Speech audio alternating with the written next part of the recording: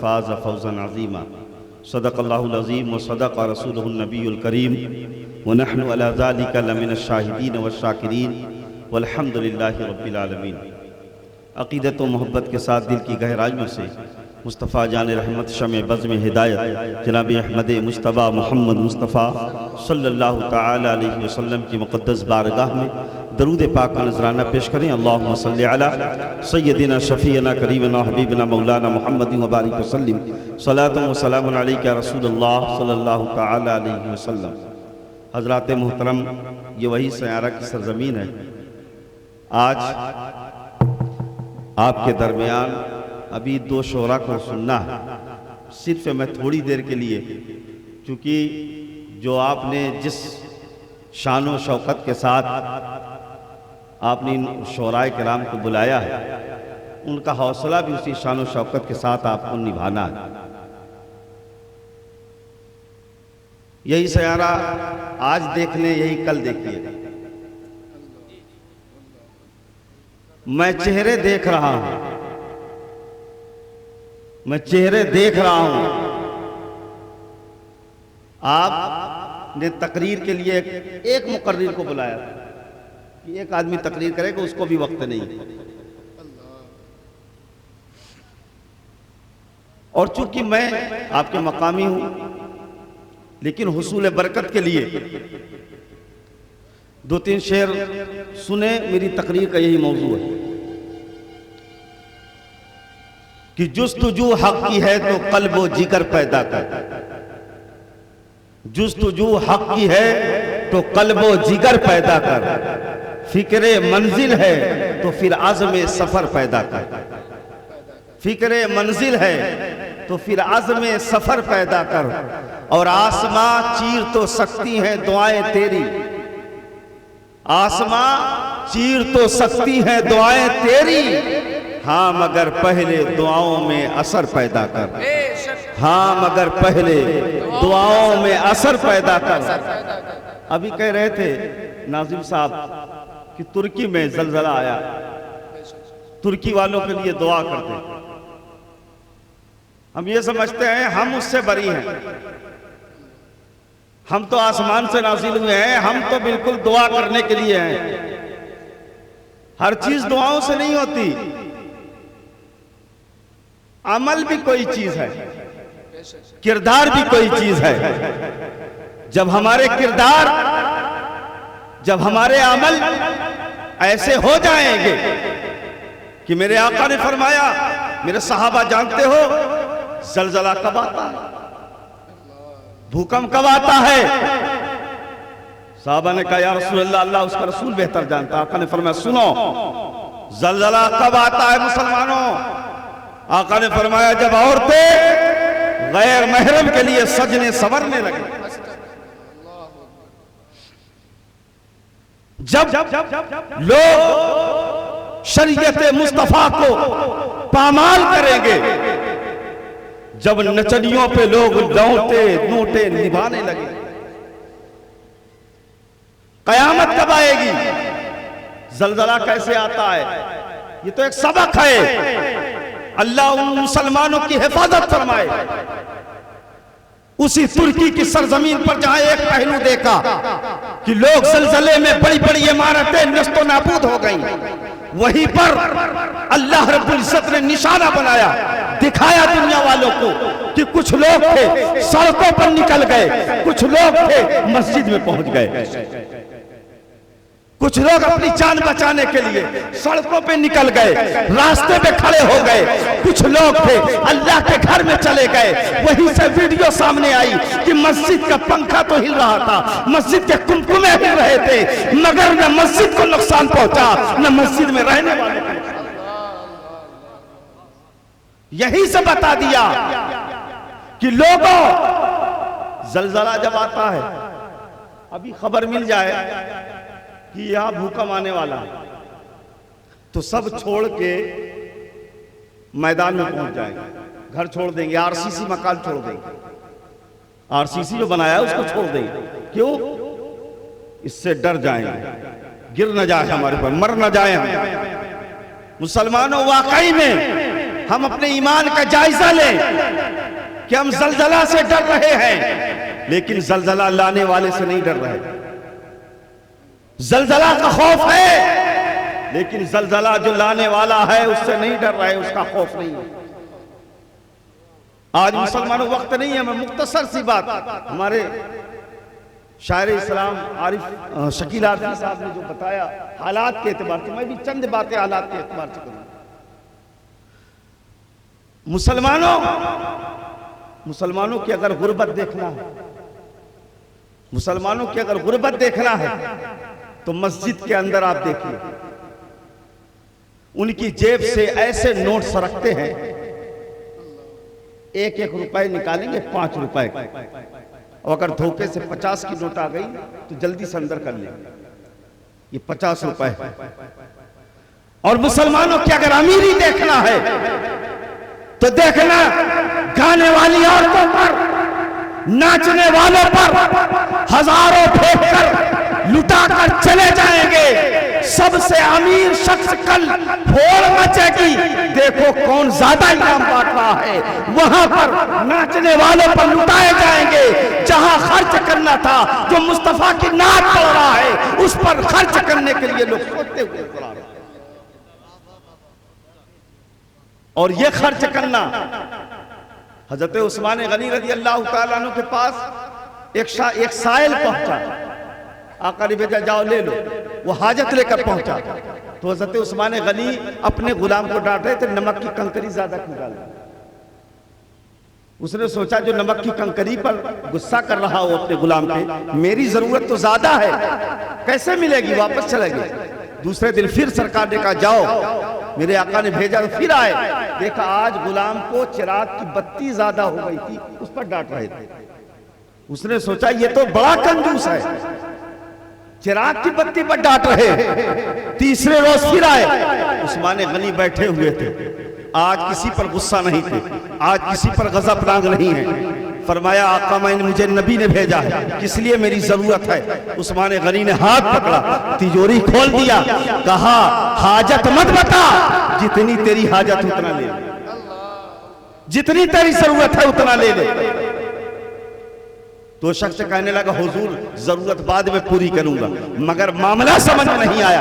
कल भी आप थे, आज भी आप हैं, कल नमक की कंकरी पर डांट रहे थे, आज कल चिराग की बत्ती तेज होने पर डांट रहे थे, आज आप वही हैं, आपने तिजोरी मेरे हवाले कर दिया, मामला समझ में नहीं आया। उस्मान गनी कहते हैं मामला बिल्कुल साफ है, कल उस्मान अपने लिए नमक की एक कंकरी ज्यादा खर्च करना, कयामत के दिन इसका हिसाब देना होगा, इसके बारे में रब को बताना होगा। चिराग की बत्ती तेज होने पर, तेल ज्यादा खर्च होने पर उस्मान को हिसाब देना पड़ेगा, मगर मुस्तफा जाने रहमत पर, सरकारे तो आलम पर खर्च करने पर हिसाब नहीं दिया जाएगा बगैर हिसाब। अल्लाह सुभान अल्लाह।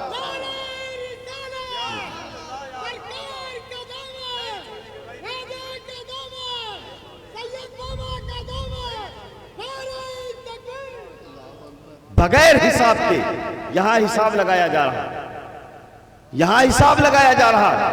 आज जो अपनी जेबें पकड़ के बैठे हैं ना शायरों के लिए, मैं अपने लिए नहीं कह रहा, ये शोहरा के लिए, ये नबी की नात पढ़ रहे थे, ऐसा लगता था जैसे मुराकबे में पहुंच गए। यहां बैठे नहीं है, खाने काबा में बैठ के सुन रहे हैं। लोगों याद रखो सयारा के मुसलमानों, ये सयारा की सरजमीन कोई ऐसी जमीन नहीं है, ये दरगाह कोई आम दरगाह नहीं है। अल्लाह की सत्य कसम हमने अपने बुजुर्गों से सुना है, जब मुहद्दिस आज़म हिंद इसी सयारा की सरजमीन पर आप तशरीफ ला रहे थे, इसी पुल पर जब आप पहुंचे, टांगे से उतर गए और चप्पल पहनकर नंगे पैर आप चले आ रहे थे और बता रहे थे सयारा वालों ये कोई आम शख्सियत नहीं है, बल्कि ये वो है जो शहीद आज़म है। ये वो शख्सियत है जिनके लिए, और कौन मुहद्दिस आज़म, अली के खून औलादे अली, नबी के घराने वालों ने बता दिया। और पहचानने की ताकत सिर्फ उन्हीं को होगी जो अली वाले होंगे, जो अली वाले होंगे। एक शेर पढ़ रहे थे, बड़ा अच्छा शेर था, मैं तो चाहता था कि पूरी तकरीर उसी गुफ्तगू पे कर डालूं। ख्वाजा गरीब नवाज इस हिंदुस्तान पे आए थे, क्या लेकर आए थे? कितनी किताबें लेकर आए, कितनी हदीसें लिखी, उनका तवज्जो चाहो। ख्वाजा गरीब नवाज अगर किताबों से किसी को विलायत का ताज मिलना है तो सुनो, किताबों पर घमंड न करो। गरीब नवाज कोई किताब लेकर नहीं, खुली किताब लेकर आए थे।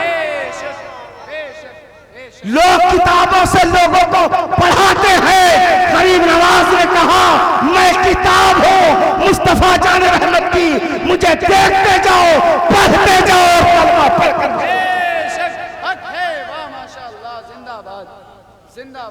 किताबों पे मत इतराओ।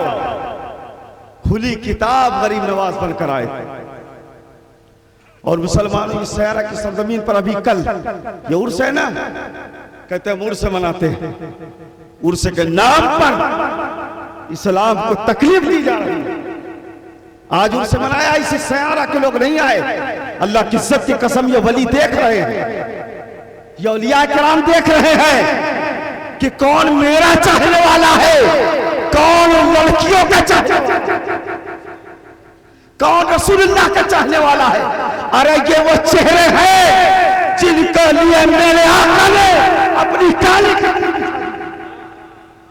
ये वो शोहराए किराम है, जब नबी की नाम जो पढ़ता है उसके लिए मेरे आका ने अपनी चादर फैला दी थी और फरमाया था ऊपर हसन बिन साबित को बिठा ला मेरे आका। लेकिन शेर कहां समझेंगे, जिसके अंदर जो फितरत होगी। एक वाकया सुन ले, मेरी तकरीर खत्म। दो बुनियाद पर इंसान कामयाब होता है, या बहुत ज्यादा पैसा हो या इश्क मुस्तफा हो। पैसा तो फेल हो जाए, मदीना जाना है, मदीना जाना है। एक बात और सुन ले, आज नौजवान अभी नारा लगाइए गुलाम मुस्तफा में, ये जान भी कबूल, मौत भी कबूल।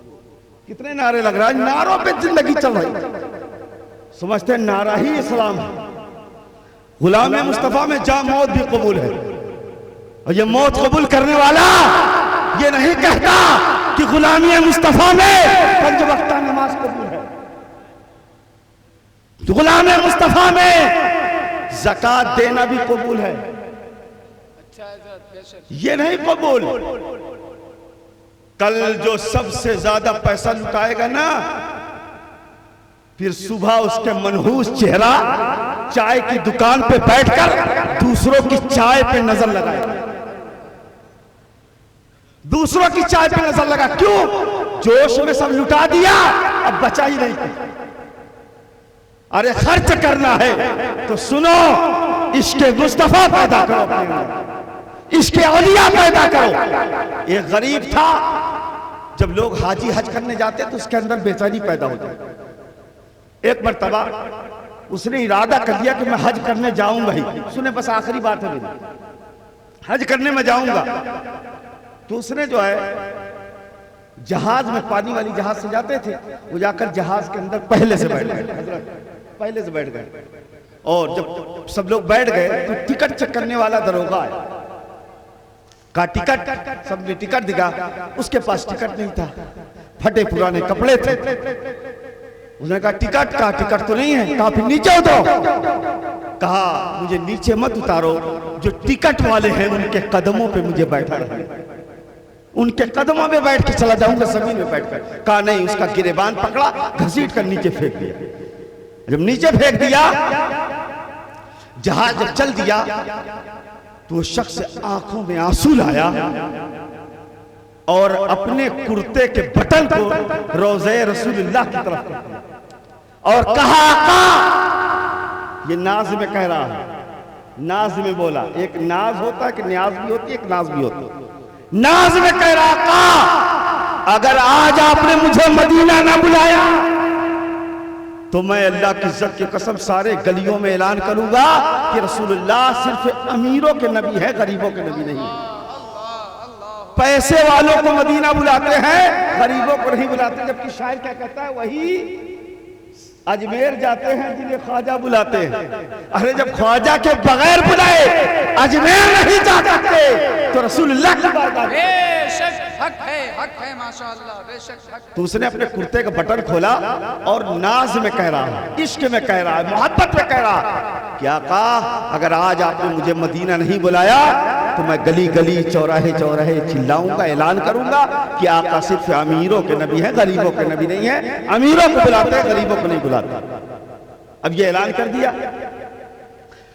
इतने देर में जहाज चला गया। उसने सोचा चलो वजू करके नमाज पढ़ूं, ज़ोहर का वक्त हो रहा था। वजू किया उसने, जैसे नियत बांधने वाला था पीछे से उसके पुश्ते पर, उसके कंधे पर किसी ने हाथ रखा।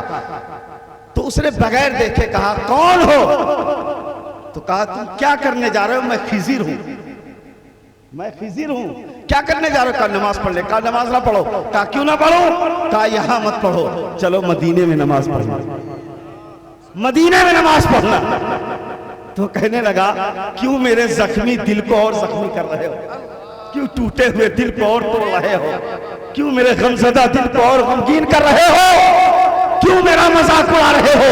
मेरा गिरेबान पकड़कर मुझे इस जहाज से नीचे फेंक दिया है, मेरा मजाक उड़ा का? मुड़ कर देखो, मैं कोई और नहीं हूँ, खिजिर हूँ। वो खिजिर जो मैं आका की बारगाह में बैठा था, नबी की बारगाह में था, जब तुमने अपने कुर्ते का बटन खोलकर कहा आका अगर तुमने मदीना ना बुलाया तो गली गली चौराहे चौराहे कहूंगा कि आप अमीरों के नबी हैं, गरीबों के नबी नहीं हैं। मेरे नबी की रहमत को जोश आ गया।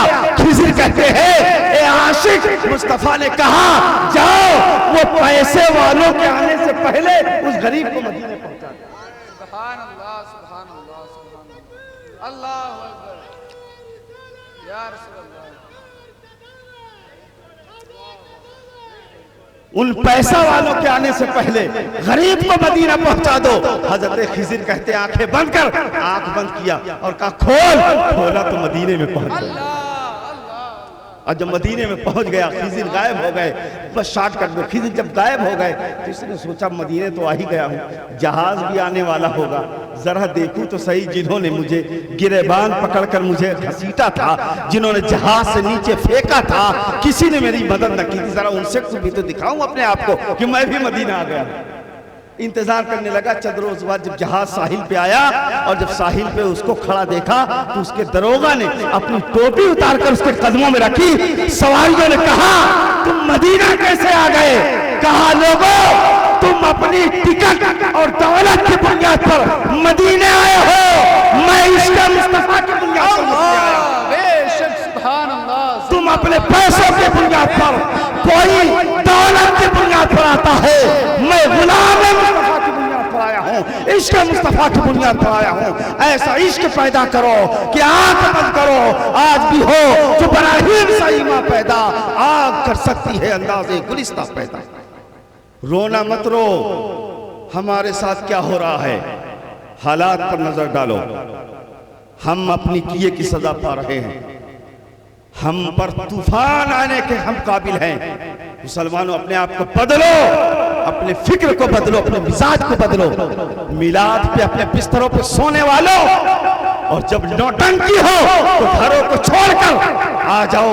ये तुम्हारा इश्क बता रहा है कि तुम्हारा ईमान किस कैटेगरी का है, तुम कहां पर खड़े हो। तौबा करो, इन औलिया किराम के कदमों का बोसा लो। इनका फैज कल भी बट रहा था, आज भी बट रहा है, सुबह क़यामत तक बटेगा। शर्त है कि इनके गुलाम बन जाओगे, बगैर गुलामी की कुछ नहीं मिलेगी। और अगर हमने गुलामी अख्तियार कर ली, हमारी दुनिया भी समझ जाएगी, आखिरत भी समझ जाएगी। बदल दो वक्त को परवान खुदा के लिए, चिराग बन के जियो दीन मुस्तफ़ा के लिए। मिटा दो अपनी हस्ती को अगर कुछ मर्तबा चाहो, कि दाना खाक मिलकर गुले गुलजार होता है।